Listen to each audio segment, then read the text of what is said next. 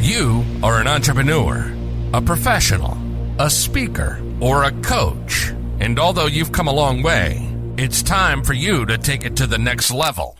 We've got you. This is the Author to Authority podcast. We'll help you use authority and influencer marketing to build your business stronger and faster by publishing a book. You'll hear from guests that are thought leaders in sales, marketing, networking, communication, social media, promotion, and business leadership. Let's do it. This is the Author to Authority podcast. And now your host, the extraordinary word ninja, Kim Thompson-Pinder. Welcome to the Author to Authority podcast. I'm your host, Kim Thompson-Pinder, and I'm so excited to announce that in August, we will be having the 400th episode of the Author to Authority podcast. And in celebration of that, I have decided to do the top 25 episodes of the Author to Authority podcast for the whole summer. And we will celebrate the 400 about mid-August, so there'll be a couple of episodes after that. And I chose these episodes because they were the ones that I just personally felt were the ones that gave tremendous amount of value, that were going to help you as an entrepreneur, a professional, a speaker, a coach to move your business forward.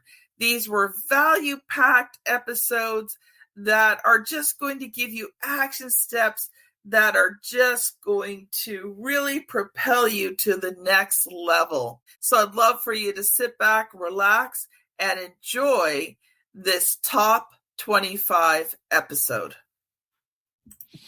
Welcome to the Author to Authority podcast. And I think we are in for quite the interesting conversation today with Donnie Bovine.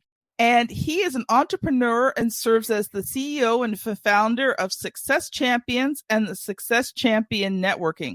Donnie's considered one of the leading global minds on sales, business development, and business growth. He's the first person to make sales and business development relatable and human. Now, Donnie's a community builder at heart, and he loves to build champions. Today, he helps small business owners, it's one of those tongue-tied days, leverage sales and business development to grow and then scale their Success Champion Network. Oh, I just read that really badly. Let's try that one again. Yes, even someone who's done over 300 podcast episodes can mess reading up a bio. So Donnie is a community builder at heart. He builds champions. Today, he helps small business owners leverage sales and business development to grow and then scale their business through the Success Champion Networking, Badass Business Summit, Champions Table Masterminds, and the Champions 90 Challenge. In addition to all of that, Donnie runs a full working farm with goats, chickens, ducks, turkeys, and geese. His podcast, Growth Mode, ranks among the top podcasts globally, and he is a 5-time best-selling author and highly sought-after public speaker. Welcome to the show, Donnie. Well, thank you, Kim. Should have just cut you off and said, instead of going through all that stuff, let's get after it. But thank you so kindly for reading all this. A little banter before we jumped on has been fun, so I'm looking forward to hanging out with you. Me too. So, Donnie, I know we're going to focus on you don't have a sales problem, so I'm really interested to hear your perspective on that. But since this is your first time on the Author to Authority podcast, and hopefully not the last, I would love for you to just take a few minutes to introduce yourself and share a bit of your business story. How did this all come about? Sure. So I did 4 years in the Marine Corps, 20 years as a straight commission sales guy, turned 40 and realized I'd spent my entire life making everybody else wealthy, and found myself in a situation where somebody told me they were grateful that I was their retirement plan. I decided that it was time to chase my own dreams and jumped out at the age of 40, launched my company, found out that I had an international non-compete, so I wasn't allowed to speak, train, do anything on the only thing I knew, which was sales. So my first year of business was a self-proclaimed success coach, which I have no idea what the hell that means. But I can tell you that I spent and guys, I'm going to do everything in my power to not use profanity on this. So I will keep it very clean. So if you don't like profanity, don't go listen to my podcast and everything, because we go full out there. But my first year in business was literally a series of spending well over $250,000 on coaches, consultants, programs, courses, trying to build a business. And we almost lost our farm in the process. My wife's Jeep got repossessed. She had to go cash in her 401k to save the farm, get her Jeep back. And she told me at that point to get off my butt and go sell. And I'm sure she wasn't too thrilled with you. No, it was a heck of a conversation for sure. I wasn't living up to my end of the bargain by any stretch of the imagination. And I found podcasting in April of 2018, launched my first show in May of 2018. 5 months later, that show was number 22 in the world. My non-compete came up in September of 2018, and now I could talk about sales. So year 2 of my business was, let's see how much we can confuse the world, because was I a podcast company because of all the success, or was I now a sales company because that was my background?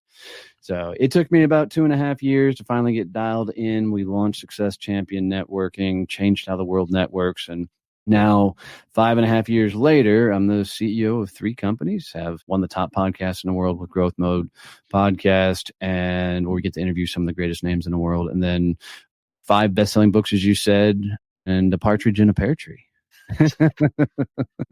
Almost literally, right? Because you have a farm. You almost literally have a partridge in a pear tree. Yeah. Right now, I have 15 baby goats sitting out back that we are raising right now. So yeah, full working farm. I love it.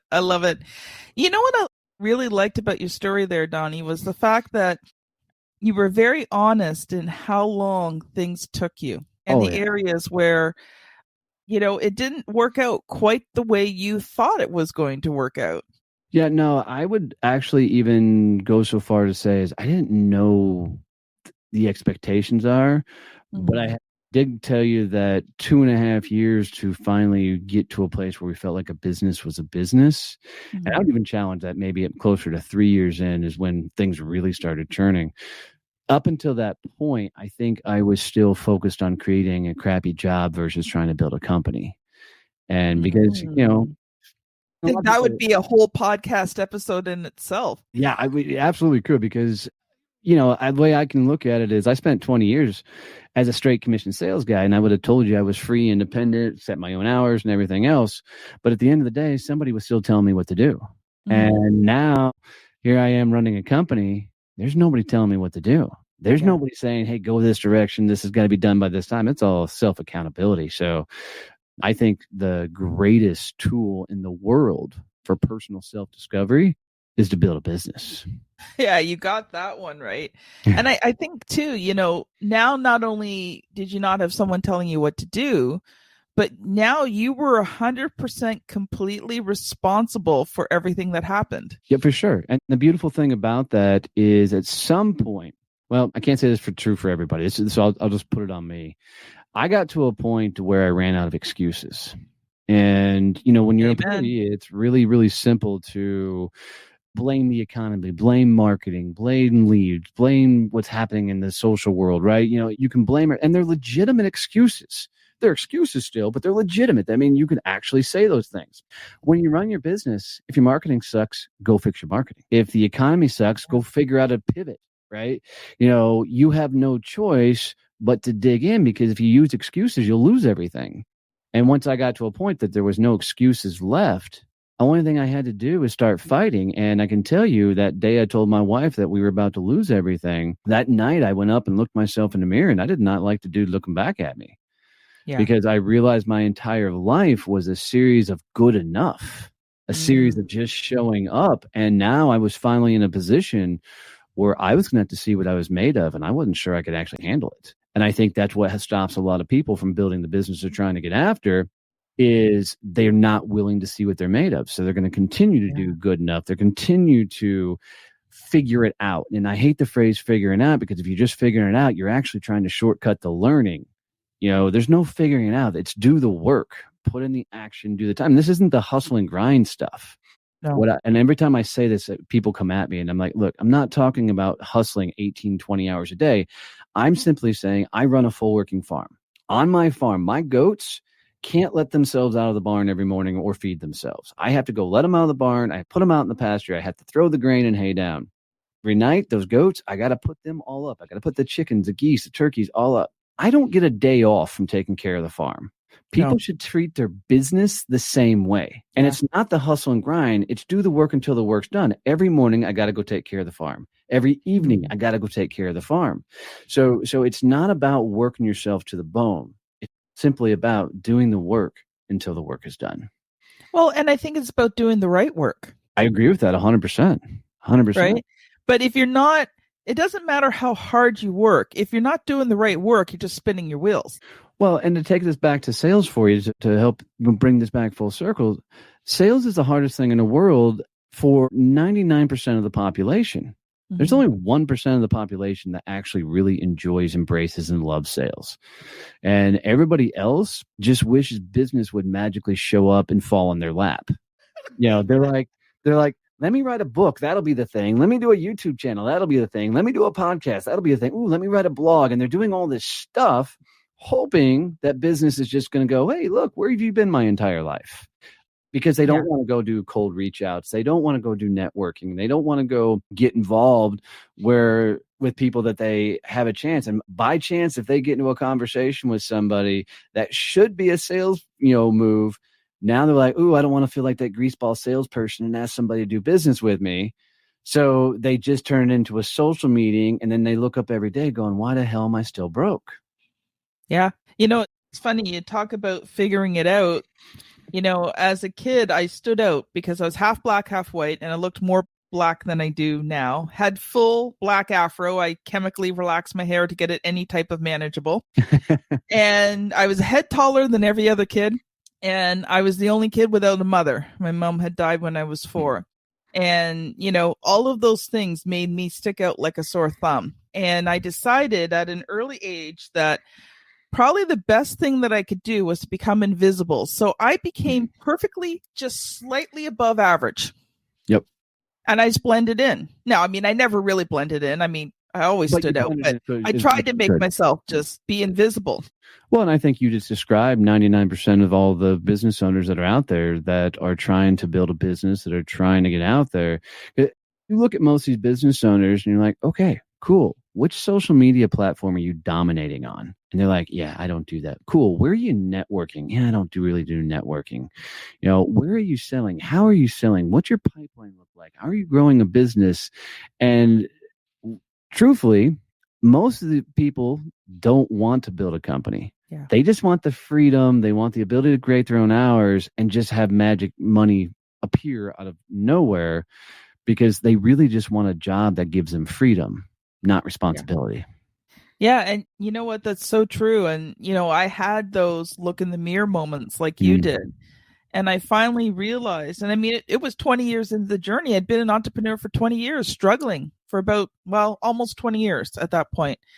And I finally had to look in the mirror one day and said, Kim, you can't be afraid to shine anymore. You can't be afraid to stand out. You have to let the world see you if you're going to get the success and the freedom and all those things that you wanted. And it was hard. But it's been a journey that's been completely worth it. And now I can't say I don't experience some of the things you're talking about, because every once in a while I go through those periods where I'm like, oh, I really don't want to work today. Maybe I don't work today. We all do. Right? We all do. But I loved how you put that. It's truth. And if people can accept it, it will change their business. And I love that you said that, because here's the hard truth about that. I think that you either decide to get in the game, take the hits, do the screw ups, learn from the screw ups and get after it, or you start to get after it and you hit rock bottom so hard that you start to fight. You either pick those. You either pick the path where you take the hits, or you aim towards rock bottom. Otherwise, you're going to live in the mundane. right? Because the people that are just showing up, going through the motions of building a business, like comes to building a business, you've got to do sales, you've got to do operations, you've got to do delivery, right? You've got to do business development, marketing, you've got to do your finances, right? These are all portions of the business. And there's all you have as a hobby. Yeah, absolutely. And that's what most people are trying to create.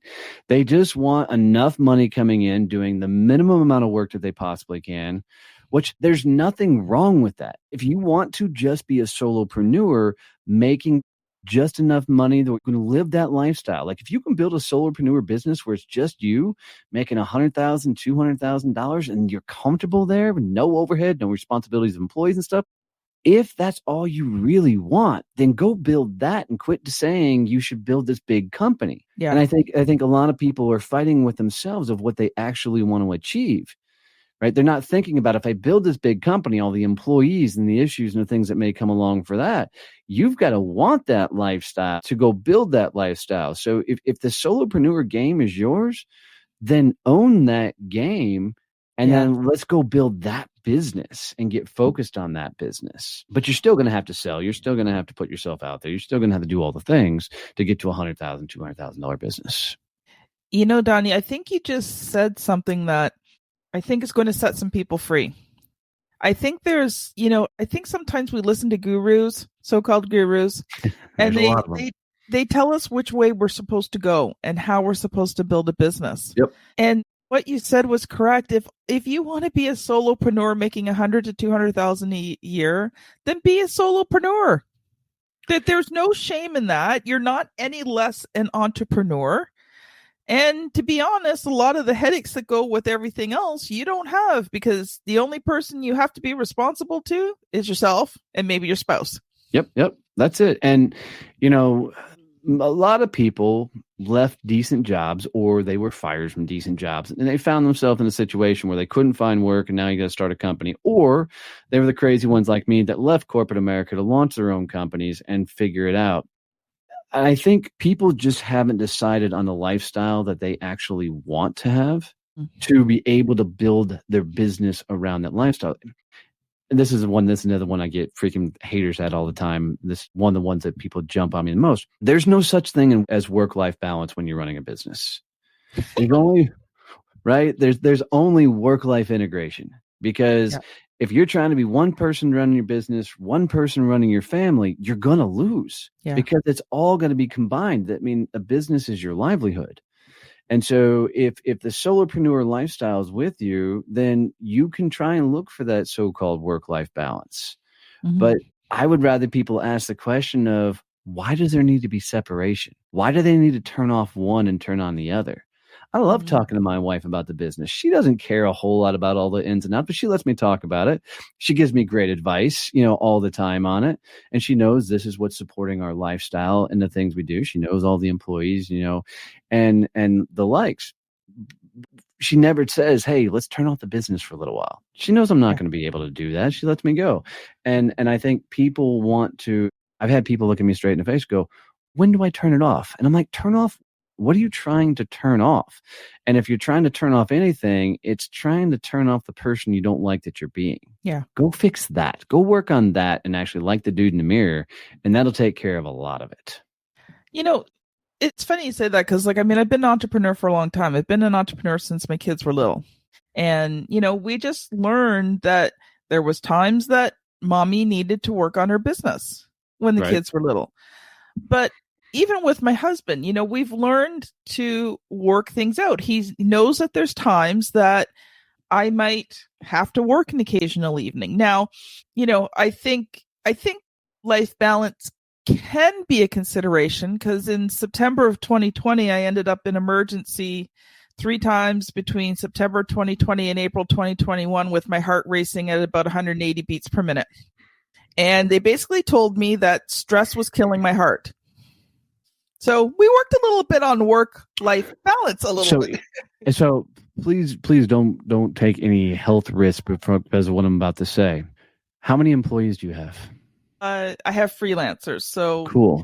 Probably about 10, 15. Cool. Of those freelancers, how many of them are taking the things off your plate so you can just go be the face of your company? Well, that is still a work in progress. So that's the whole thing here. So as a CEO of a company, your job is to be the front man, is to be the face out front. And what gets most people so stressed out in building a business is they're still working it like a job. And I'm not busting your chops here by any means. No. This is something that this is the goal for me. Yep. And I'm not there yet, but I'm about, let's say about 50% towards that goal of being more the front person in the business. So what I tell most people is you got to hire way before you're ready. And I do. Right. So my COO and co-founder of Success Champion Networking, Kevin Snow, I found him because I was working on some email stuff and I couldn't afford to bring him on, but I brought him on. He's now worked his way up to the COO, co-founder of everything, and he runs the whole operational side of all of our companies. And, we constantly are finding ourselves in a situation of, all right, this is the next asset we got to bring on, this next person we got to bring on. Where the hell are we going to come up with that particular money? Oh, well, we're going to figure it out as we go. And I hate the phrase figure it out because there's no game plan behind it. But every time we've hired the right person, right person, we've dominated. And what I've found is more often you bring in that right person and they can take all the good stuff that needs to be taken off your plate. Where most people screw up when they hire, and this is the biggest screw up, is they hire somebody to take something off their plates. So I'll use a prime example. I just hired a young 19-year-old kid named Lou to take over all my YouTube on the back end. So I can just show up, record videos, and he does everything else. It's awesome. Love it. And what most people would do in that situation is they would hire a guy like Lou to take over all their YouTube stuff. And then they were like, cool, now I can go work on all the podcast stuff. So they're replacing the activity with the same level activity. And it's not an activity that actually grows and builds their business. When you hire somebody, whatever the things get taken off your plate, you've got to fill that time with activities that'll actually grow your business, not operational crap. Yeah. Right.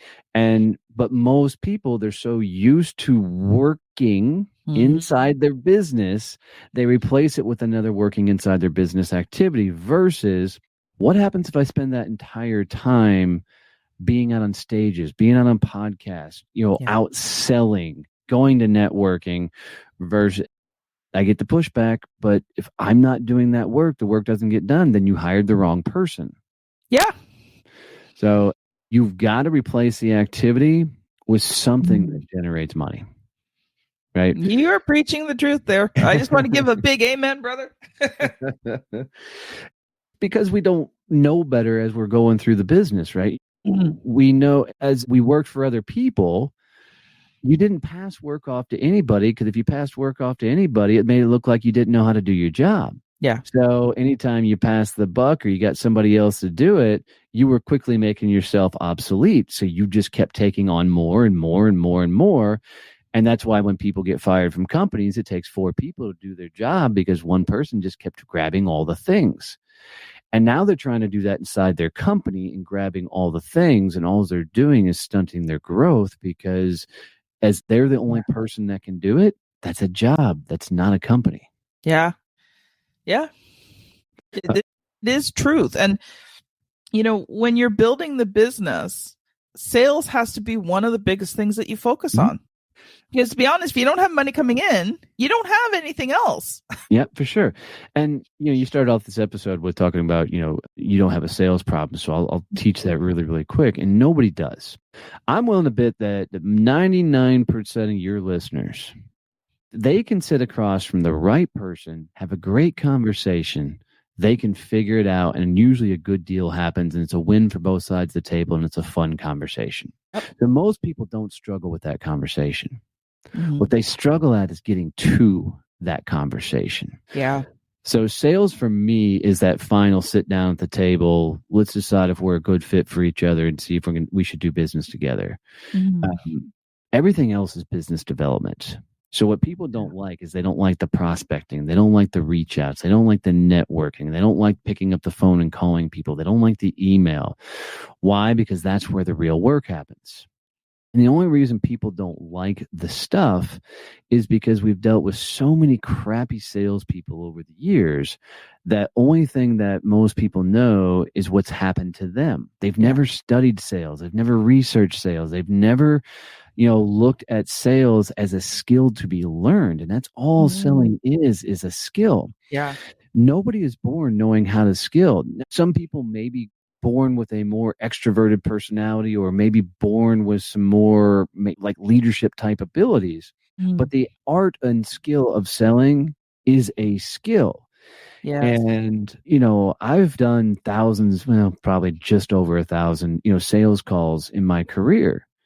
And I can tell you there's not too many things that somebody can ask me on a sales call that I haven't heard before a couple hundred times. Yeah. Because in a given situation, there's only so many things people can say. So what I would tell people is however many months, days are left in the year, I want you to aim to get into 100 conversations with people that can say yes to you, because it's having those conversations, legitimately, genuinely asking for the business if it makes sense, and getting told no. And it's not about chasing a no. It's about having the courage to know that no doesn't matter. And it's not some will, some won't, who's next, or whatever that saying is. It's the ability of going to learn your process of selling. Yeah. How do you reach out? How do you start the conversation? What specific questions do you ask? And once people start learning that this is a skill and it's something they get to learn and have fun with, God, selling gets so much fun. Because now you're just playing with it. And the no is not a rejection either. I mean, that's the other side of the coin, right? People are taking these no's as if being personally rejected, and their self-worth is, being affected by these no's. And I used to be that way. And then I got to the point where I realized no is just part of the process. Well, yeah, you're absolutely right. And here's a way I want you to think about it from a different perspective. So I look at every conversation I have as a sales call. I don't care if I meet somebody new at the small town fair, right? Every conversation's a sales call. So if every conversation's a sales call, I'm not trying to qualify anybody. I'm 100% trying to disqualify if I want to do business with this person. And if people start looking at it, it changes the dynamic of the conversation, right? You know that you need to find out, can they make a decision? Do they have money? All those things. But my most valuable asset is, would I have a cocktail with them later? And if I wouldn't have a cocktail with them later, I don't want to do business with them, because in a service-based business in particular, you're going to spend a lot of time with that client. Yep. And if you don't like that client, don't offer to do business with them. Because we've all had clients that we were like, why the hell did I bring this client on? Yeah. And that's usually in the beginning when you're desperate and you just take on any business because you need money coming in. And then you hit the point where you're like, I just don't want to work with those people anymore. Like, I'm done. So I hit that point. Like when I first started ghostwriting, I just took on jobs because I needed the money. Yep. And then I hit the point where I was like, I ended up working with 2 people, I believe, that had mental health issues. We've all done that. Say that was an interesting experience. So I do a little bit more research on people now before I decide to work with them for the next year or so. But the beauty of that, and I think, for a lot of people, when you're in those early stages, you've got to say yes to way more things than you care to say yes to. And I think that's a beautiful experience, because that's how you learn who you don't want to work with. Yeah. And I think there's more value in figuring out who you don't want to work with, is so you can get dialed into who's that ideal person you want to work with. Yeah. And once you have that dialed in, it doesn't take long for you to figure out whether that person fits that mold or not. For sure. Like, it allows you to very easily not discount people in that they're not worthy, or, but discount them in terms of working with them. For sure. And, my favorite move of all time is always finding somebody who's coming up behind me, building a business similar to whatever my company is, and going, you know what I do, we're not a good match here, but I know exactly who is the person that can help you do what you need to do. Yeah. And you pass them off, and you go help somebody else behind you with somebody that, needs that business. Maybe they're still coming up in the business, and they'll take it. And it's not about dumping a bad customer on it. You're actually legitimately helping them figure out what their business is. Well, sometimes, like, I'm a publisher. I only publish certain types of books. We are a very niched down company. So when someone comes to me wanting to work on their book, but they're not within the frame of what we do, I have other publishers, some more established, some newer, that need the business and would like to work on those books. For sure. People always get hung up on the idea of niche. So 2 seconds on niche. Everybody says you should niche for marketing. You should niche for whatever. There's only 2 reasons you really need to niche. Number one, by getting to a singular niche, you become referable. So the fact that you have your niche or whatever it is, your author space that you're doing for your publishing stuff, makes you the referral most best suited when somebody hears, hey, I've got a book that's in this X category. Which category do you do? I mean, what areas are your books in? Nonfiction books that were written by consultants, professional speakers, and coaches. Right. So if somebody comes and says, I'm trying to get a cookbook published, Kim's not going to get the call. But if it's a coach trying to get their book out there to teach the world, Kim's going to get the call because she's sitting in that particular niche. So you become highly referable. But the real magic of niching is figuring out how to scale your business. So we'll take Amazon. What was Amazon's first business? I think it was books, wasn't it? It was, right? So they sold books. And they were so smart to pick, we're just going to sell books, that's where they learned the process of online selling. And they built out all the things of how somebody could list a book, sell a book, right? And get that all built out. Once that was built out, they went after toys. And all they did is took all the processes and systems that they'd already built and moved to the next category. And that's how they were able to figure out how to put all the toy businesses out of business and take that model. Most people come with this servant's heart of, I want to serve and help the world. And it's a surefire way to go broke because, one, you're confusing the marketplace with who you need to work with. Yeah. Right. So if there's another company, it's Quest Nutrition, and Quest came out when they started their company, they sold health bars to the competition weightlifters. So it was competition bodybuilders. So there's a big meatheads in the gym, and they had to be competing. And it was the only people they sold to. And the reason they did that is they wanted to figure out the process to sell these bars. And then so there's a cool story behind the scenes of them, going to these things, and they couldn't even give the bars away. Nobody wanted them. So they had to learn to talk about the bars and tell the story and what's in them and right. And once you get this all dialed in and you start figuring out, then from there, they were like, I wonder if we can go after the female bodybuilders. So they started going after the female bodybuilders. And then from there, they started going after the gyms. And they built a $1 billion company on the idea of, let's get this segment right. Let's get this niche dialed in and right. So we can then go after the other niches. And that's when you can ultimately scale, because all of the processes stay the same.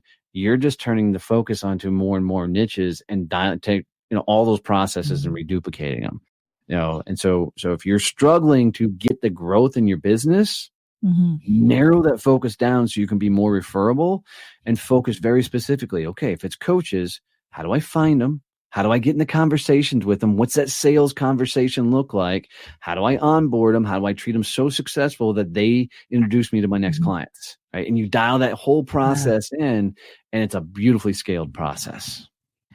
Wow, Donnie, we are at time's up, and I had a couple more questions for you, but I think we'll just have you back another day. That'd be fun. I think you and I could have a very long conversation and keep this going, but I do try to keep these episodes to around 30 minutes for our audience.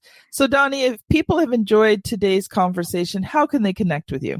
Yeah, so the best thing you can do is you can text the word success to 817-318-6030, and we'll send you a 45-minute training. It's all free on me teaching how to create an endless stream of referrals in your business. So you text the word success to 817-318-6030.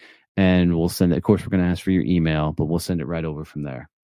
Yay. Thank you so much. Oh, my honor. And guys, do me a favor. If you sunk around with us this long and you hung with me and Kim and you got any value out of the show, do her the honor of sharing this episode out with one person.